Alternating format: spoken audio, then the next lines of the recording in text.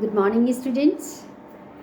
SPC government college Ajmer से मैं ज़रफ़िशा Zaidi philosophy department से हूँ और ये वेस्टर्न फ़िलासफ़ी की एक सीरीज़ चल रही है जिसमें हम सोक्रेटिस पर इन दिनों बात कर रहे हैं।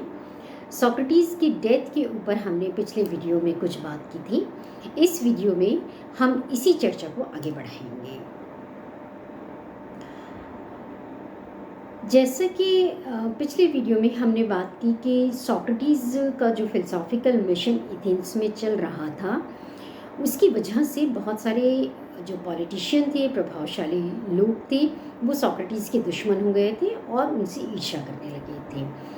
इस वजह से कुछ लोगों ने मिलकर सोक्रेटिस पर मुकदमा चलाया और मुकदमा दायर कर दिया और उस मुकदमे में उनके ऊपर 3 तरह के आरोप लगाए गए। पहला ये कि वो यूनान के देवी देवताओं को नकारते हैं। दूसरा, उन्होंने नए देवताओं को स्थापित करने का प्रयास किया है। और तीसरा, वो एथेंस के युवाओं को पदभ्रष्ट कर रहे हैं।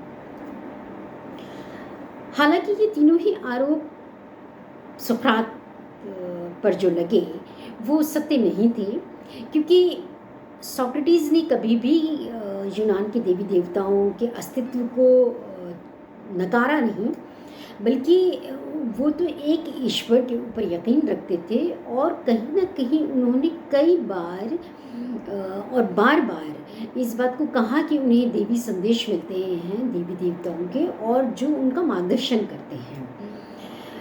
दूसरा, उन्होंने किसी भी नए देवता को स्थापित नहीं किया, बल्कि जब भी वो कहते थे कि मुझे डीमन मार्गदर्शन करता है, मतलब देवी संदेश जिसे इल्हाम भी कहा जाता है, मार्गदर्शन करता है, तो वो किसी नए देवता को स्थापित नहीं कर रहे थे, बल्कि ये बता रहे थे कि जब उनकी गहन अनुभूति होती है तो उन्हें परमात्मा की तरफ से स्वयं गाइडेंस मिलता है। तीसरा, जहाँ तक सुकरात का सवाल है, वो युवाओं को नैतिक शिक्षा दे रहे थे, उन्हें जीने का गुणवत्तापूर्ण जीवन जीने का सही रास्ता दिखा रहे थे। लेकिन जिन्होंने उनके ऊपर आरोप लगाए वो प्रभावशाली व्यक्ति थे और सोक्रेटिस को न्यायालय में इन्हीं 3 आरोपों की वजह से पेश होना पड़ा। जब मुकदमा चल रहा था सोक्रेटिस पे, तो यूनान में उस समय ये होता था कि जो आरोप लगाने वाले हैं और जिन पर आरोप लगा है उन दोनों को ही एक मौका दिया जाता था कि आप सजेस्ट करिए न्यायालय को, आप सुझाव दीजिए कि क्या दंड दिया जा सकता है। तो जिन्होंने सुकरात के ऊपर आरोप लगाए थे उन व्यक्तियों ने कहा कि सुकरात को मृत्यु दंड दिया जाना चाहिए। जब सुकरात से पूछा गया तो सुकरात ने कहा कि मैं इन तीनों ही आरोपों को मानता नहीं हूँ, क्योंकि ये गलत है और जब मैंने कोई गुनाह ही नहीं किया, कोई अपराध ही नहीं किया, तो मैं अपने लिए किसी भी दंड का कोई प्रावधान रख नहीं सकता, है ना। और बात भी सही थी, अगर वो अपने लिए किसी दंड का प्रावधान रखते तो इसका मतलब ही ये हो जाता कि उन्होंने कोई ना कोई अपराध किया है।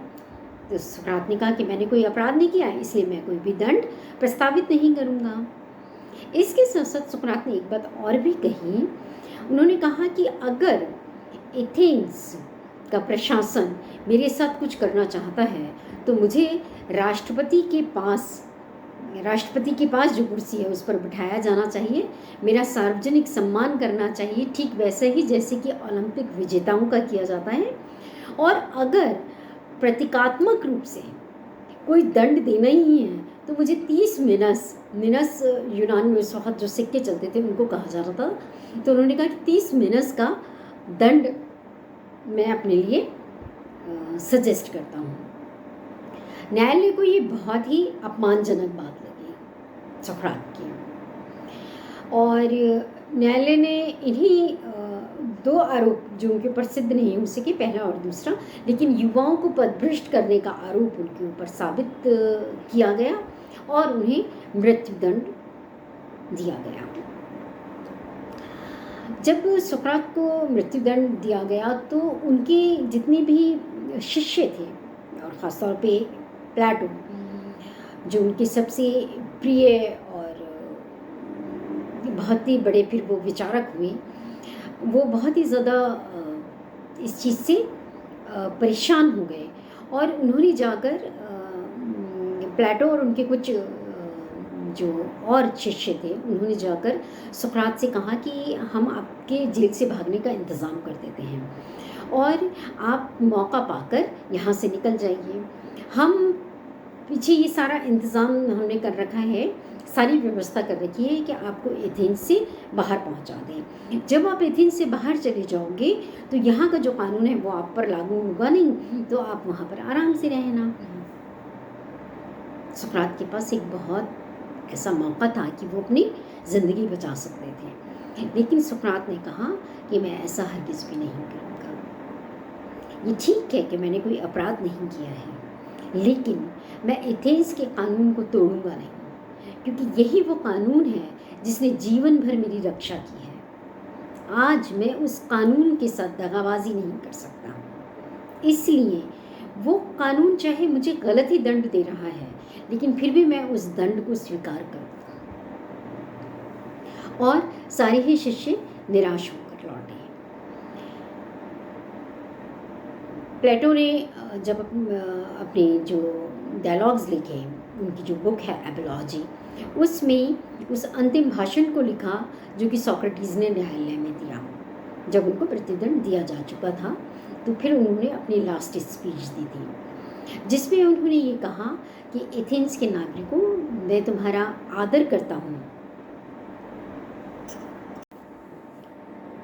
और तुमसे प्रेम करता हूँ, लेकिन तुम्हारी आज्ञा मानने के बजाय मैं ईश्वर की आज्ञा मानना ज़्यादा पसंद करता हूँ।